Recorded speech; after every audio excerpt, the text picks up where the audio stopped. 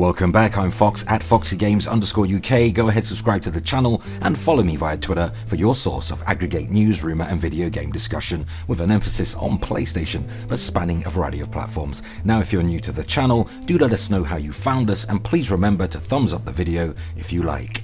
Views expressed in our videos are those of third parties and do not necessarily represent the views of Foxy Games UK, and all relevant links can be found in this video's description.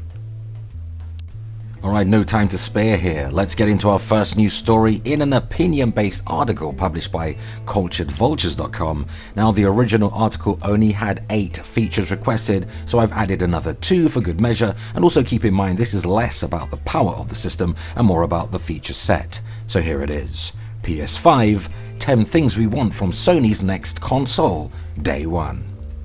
Now, it would be hard for anyone to argue that the PlayStation 4 hasn't had a good run. Even though the PlayStation 3 was by no means a pushover, its relatively underwhelming sales compared to the PS2 ultimately meant that it had also ran into the Xbox 360 and a distant third to the Wii U in previous generations of consoles. Now, the PS4 meanwhile is the undisputed king of this generation. Like all console generations, this one must come to an end eventually, which has meant that plenty of gamers are eagerly looking forward to the PlayStation 5, while some are quite happy to see another few years on the standard PS4, let alone PS4 Pro. Now, the PS4 actually launched in 2013, believe it or not. It is knocking on a bit, and it's reasonable to say PS4 launched with pretty but ultimately underwhelming first-party software, though over time the platform has asserted its dominance over the competition.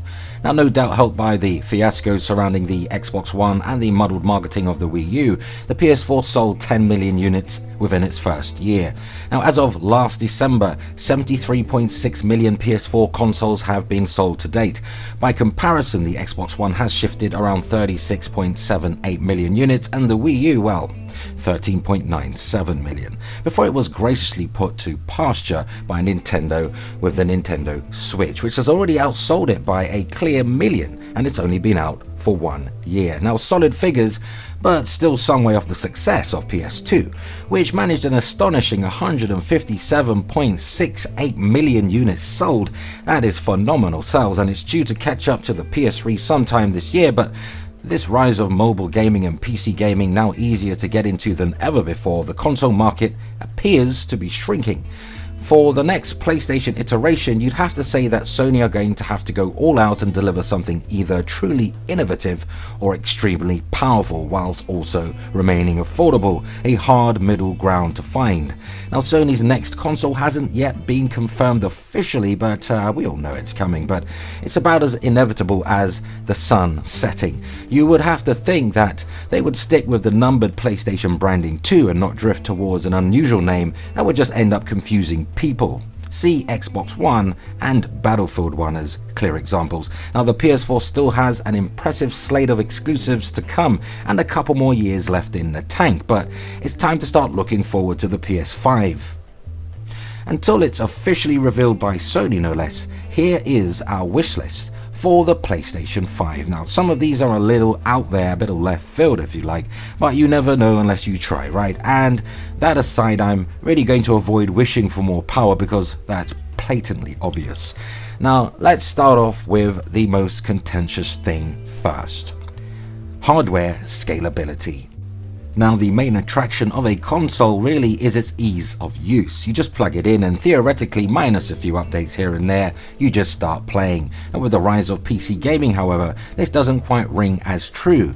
If you know what you're doing, you can now build your own rig with little fuss, as so much as clicking the right thing in the right place. Considering how outdated most consoles become compared to PCs in just a few years on the market, you see how many people have switched to PC in recent years, and Sony could take a big gamble and put a more customizable console on the market that scales to meet industry standard. The PS4 Pro is evidence of just how quickly things can move, so rather than having to get a whole new console, why not just switch it up with parts? This is probably just idealistic, but the ability to simply and painlessly swap out older components with just a couple of button presses might be a revolutionary idea, and one that keeps the PS5 relevant for a long time. There would need to be a minimum requirement for all PS5 games to run at, of course, but there's no reason why Sony couldn't at least make it easier to replace the hard drive, maybe the RAM, and maybe the GPU and CPU slot ins and out, or provide different resolutions depending on budget. For instance, if you really aren't that bothered with 4K gaming, why not just stick to HD instead and scale up to a better graphics card when you need to or can afford one? Logistically, this would be an absolute nightmare for Sony when considering warranties and how to specifically implement these scalable parts. Now, the PS5 would probably have to be only compatible with Sony products or special PS5 parts so that people couldn't just stick in any old components in any console and end up voiding the warranties. If the UMD and Vita memory cards have taught us anything though, is that it can be a bit of a headache, especially when dealing with proprietary hardware, namely price. Next up is game streaming as standard. Now, arguably, a lot of people don't like this, and neither do I, but while the PS4 has been quite successful, a lot of the services and programs surrounding it have been less so. PlayStation Now, which seemed to release as a half-baked idea, is possibly one of this generation's most unloved new ideas that seems to be failing because of poor execution. Even with PS4 games getting added to the service, it's simply not catching on. The reason for this is pretty simple. Sony took away backwards compatibility and made it a paid streaming service, which left a sour taste in many a gamer's mouths. Every business and their grandmothers wants to get in on the streaming act since the Netflix boom, but Sony severely undershot when they revealed Now. It's years later and it still feels like it's in beta form. Game performance is relatively choppy even with a wired super fast broadband connection, and the catalogue, while not terrible, is hardly good enough to incentivize gamers to part ways with their hard-earned cash when the price is as high as it is. To fix that, the PS5, well, Sony need to make the ability to stream games a standard feature. Already have a PS4 game in your library that you want to play on your new console? Use the license to stream it to your PS5 and or play it natively, it's up to you. It's been in the offering really for a long time, so the ability to digitally rent and then stream brand new games could also be a major selling point for the PS5, and it's one that Xbox is actively pursuing. The industry will eventually get to that point, nevertheless, across all platforms. Nintendo, being very conservative, probably will hold out the longest, being as stubborn as they are, but in some ways stubborn can be a benefit. But one of the gaming giants has to make the move first, and ultimately that is going to be Xbox. Now, most, if not all, fully expect this feature anyway, but with the ever-increasing tiptoe to an all-digital future, we may look back at this obvious inclusion that's coming up next, really, and remember it with fondness. Discs. Yes, discs. Physically. And not just PS4 and 5 discs, but PS1 and PS2 also. Actually, how about the whole enchilada? But in truth, the sad fact is, and you really ought to know, that the games industry hates physical copies of games, but it's still beholden to them. The reason is simple: resale value. When you finish a game, you can trade it in or sell it online. That's one less sales figure for the big companies if it's not being brought brand new. You can see just how hard the industry is pushing to effectively kill off physical games with the overwhelming amount of subscription services currently available. Xbox Game Pass is making the most concerted effort to kill off physical games, really for good, so much so that GameStop shares plummeted when it was announced. Microsoft are going in hard on Game Pass with all of its big exclusive hitters included in the price of the service too. How can retailers compete with that? While there are still a massive amount of games to buy physically, digital is on the rise to the point where it will inevitably overtake physical. Last year, EA stated that 40% of all console game sales will be digital come the end of 2017. That number is surely only going to swell even more, perhaps even over the 50% mark in the next couple of years. There will come a time when you won't be able to walk down to your local high street or mum and pop store and buy a game on disc anymore, but until that day comes, Sony and the PlayStation 5 should still support their traditionalists. The blowback would be absolutely insane, and you really don't want terrible PR when you're launching a new console. And next on the list is PlayStation 5 exclusives, and at least 4 of them upon launch. Now when you really think about it, Sony haven't done anything revolutionary this generation. Their main goal from the off has been to build the PlayStation brand on its line of exclusives, to make the PS4 the place to be if you want to get your hands on the best games that you can't find on other platforms, and it's working for them. Now despite a faltering start, the lineup of PS4 exclusives and those still to arrive have gone down as the console's biggest achievement. To keep up with the main allure of picking PlayStation over any platform, see God of War, the PS5 simply has to impress, really, with its own impressive lineup of exclusives from the off. There's so much competition now that they can't afford to have a middling launch roster, or one that takes a couple of years to really start pressing. Now for instance, the Switch launched with Breath of the Wild and Super Mario Odyssey just a while later. By comparison, the PS4 only had the Killzone Shadowfall and the gimmicky Infamous Second Son in its first year, though I was a big fan of Infamous Second Son, but it must be noted this is the writer of the article's opinion. Now you should be able to place a pretty safe bet on the exclusive sequels that Sony will bring to PS5. A follow-up to Horizon Dawn is also absolutely a certainty and inevitable, along with a new Uncharted at some point or another. They could do far worse than re-energizing some of their dormant franchises too, perhaps a new take on Killzone, Infamous, The Order 1886, and a new Ratchet & Clank, to name but a few. Now depending on the success of Death Stranding, we could also see more from Kojima Productions and maybe even Team Ico, with their ratio of one game for every PlayStation console going back to the PS2, well. Additionally, if Sony could convince From Software to make another exclusive like they did with Bloodborne, well, that's just going to print money. Another important must-have is everything on the current UI, including services, apps, and pretty much everything available on your PS4 today. All the previous PlayStation features must come on PS5 day one. Now it took Sony many years to get standard PS3 features on the PS4, even to the point of not knowing if your friends were online.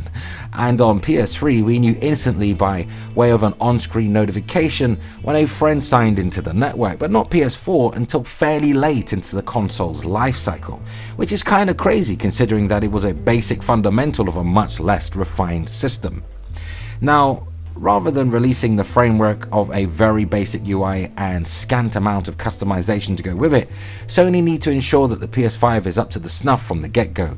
That means that things like organizing your games into folders should be there day one, as well as setting custom wallpapers and uploading them from USB stick, to name just a few of the simple necessities that the PS4 lacked for the longest time. There's one big feature above all else that would convince long-time PlayStation fans to make the upgrade: the option to change your PlayStation Network name. Now, owing to the needlessly complicated development of PS3 and the online service for it, your PSN handle cannot be changed once you've chosen it, though Sean Layden has hinted that it is coming at some point this year. Now this next feature is something Sony once championed and ensured was part of every PlayStation system, yet we see Microsoft taking the baton and running with it: backwards compatibility. That this generation has done away with the previous ones so wastefully has been a big talking point for the majority of it, though I can't really say I'm someone who habitually goes back to older games. I make an exception for Sons of Liberty, but I can see where the frustration comes from when a new console can't run a disc for an older one. I've already touched on this when talking about game streaming, but Sony really need to make the PlayStation 5 feel like a culmination of the PlayStation brand by honouring its past with backwards compatibility. It's wholly unrealistic to expect PS1 and PS2 games to be able to run on the console, but not with the case of PS3 and PS4. You should expect to be able to put in your discs and then run them, with no strings attached. There's been a massive market for lazy remasters this generation, brought about by the biggest hitters refusing to acknowledge their previous libraries of games. The PS4 has PS2 classics available from the PlayStation Store, though this is such a meager collection that it's hardly even worth mentioning. And PlayStation Now, really, well, fine, doesn't even begin to cut it when it comes to encompassing all of the games released for PS3. The PlayStation 5 needs to have a strong, if not at least promising array of older titles playable from day one. The buzz surrounding Microsoft's plan to introduce backwards compatibility for Xbox One, going all the way back to the OG Xbox, shows that it's a lot of effort, but effort that ultimately pays off and is a great fan service. It also shows that it's doable, so any excuses from Sony would just come across as hollow. And how about cross-play? For largely political reasons, Sony have avoided allowing full-on multi-platform crossplay this generation, and you may or may not be surprised to learn it's for two pretty understandable reasons. Firstly, in PS4, Sony has the world's most dominant console, so they don't really need to do it, in spite of it being a much requested feature. And secondly, Sony want to protect their brand, naturally, and they want to present PlayStation as an elite club, not unlike Apple. Crossplay would benefit Xbox and Microsoft infinitely more than it would PlayStation and Sony, which is why Microsoft have been pushing so hard for it and Sony have remained relatively silent. However, as games like Fortnite have proven, there's a massive market out there of gamers really who are eager to team up with their friends regardless of platform, and when you think about it, it's a little wild that it's 2018 and gamers still across different consoles can't play together. And back in 2013, when the PS4 and Xbox One launched, crossplay wasn't nearly as hot a topic as it is now, purely because Microsoft have made it so. Now when the next generation of consoles rolls around and yours is in the one standing in the way of crossplay, is that a PR risk that you really want to take? Sony don't realize it yet, but finally relenting to demand and allowing crossplay could be a big seller for them when it comes to PlayStation 5. By finally pressing the button to allow crossplay, seriously, it's apparently that easy. Sony would make the choice simpler for gamers as long as they kept up with their slew of exclusives and the perception of PlayStation as the gamer-first brand. The margins between consoles are getting smaller and smaller, so the next generation is going to be really one on how presented it is to the public. Take it from Microsoft and the disastrous Xbox One reveal, first impressions really count. And how about full-on enhanced PS4 and Pro games at a system level on PS5? Much like what Xbox is doing, some have called them pioneers in this area, though for me this is a bit of a reach, since PlayStation 1 games were enhanced when played on a PS2, and the launch PS3 enhanced PS2 games before the feature was removed. The PS3 did not emulate PS2 games. Sony literally included the PS2's Emotion Engine chip in every single SKU before removing it in an attempt to cut manufacturing costs, since the PS3's $600 price tag really hurt it initially. So games that use a dynamic resolution now and or unlock frame rates should get a maximum boost, a rock solid 60 frames per second and perhaps full-on native 4K. And how about lag-free SharePlay at 60 frames per second with 1080p, 1440p and perhaps 4K streaming options for those with the bandwidth to spare. A great feature that is woefully underrated on the system, primarily because the experience really doesn't hold up to playing natively. Now we know Sony are going to be really pushing their massively improved cloud technology, at least since they purchased the tech from Gaikai, and I reported on this fairly recently. Now keep the 1 hour time limit so gamers don't cheap out and not buy games, but use the feature to sell the games too. You should be able to simply hit a button if you like the game and instantly it downloads in the background, ready to play as soon as the 60 minutes have expired. But what would you like to see on PS5 from day dot? Let us know in the comments, because that unfortunately brings us to the end of another video. I know we could go on and on, but even my time has its limitations. But let's continue the discussion in the video comments, because for more PS4, Nintendo Switch and Xbox One coverage, you can subscribe to FOXY Games UK. And if you found any of the information in this video at all useful, why not hit the like button and help us reach more like-minded gamers simply by sharing the video. And for just $1 US, £1 UK pound or equivalent, become a member by joining the FOXY Games UK Patreon and help us grow. You can find the link in this video's description. Thanks for your kind support. So there we have it. Until next time, always remember, play games, not corporations. Thanks for watching, everybody.